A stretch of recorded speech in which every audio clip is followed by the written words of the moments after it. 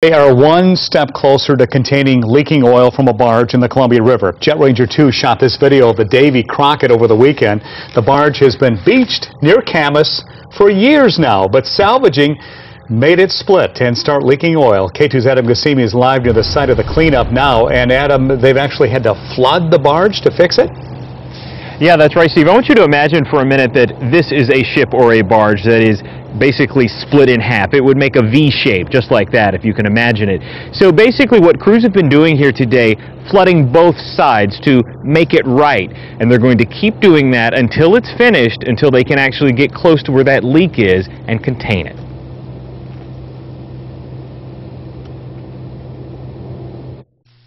The Davy Crockett is now fully resting on the shore of the Columbia River. Just 4 days ago, the stern was nearly 20 feet in the air. Crews pumped 4,000 gallons of water per minute into large holds to flood and lower both ends. It's gone very well. I'm very happy.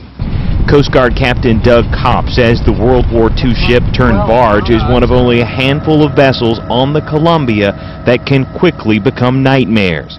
Are large, old, and very expensive to deal with.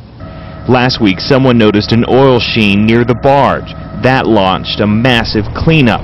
Divers will be able to get closer to see what's left in the tanks once the Coast Guard knows the barge is stable. Now they can go in and do their work. We can check the rest of the tanks and move forward with a plan for salvage. But what about what's already been leaked into the river? Any amount of PCBs getting into the river is not acceptable, and so it's something that we do have long-term concerns about. Ecologists call the Davy Crockett a hazardous waste site floating in the Columbia River, leaking oil that could damage fish and wildlife. They can get into sediments, they can get into shellfish, and eventually find their way into the food chain, so that's really the concern. A concern that's already costing millions, with no end in sight.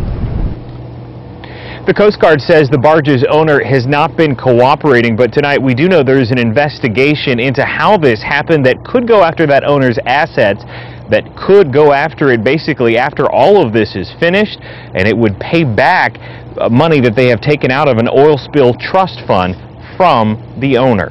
In Washougal tonight, Adam Gassimi, K2 News.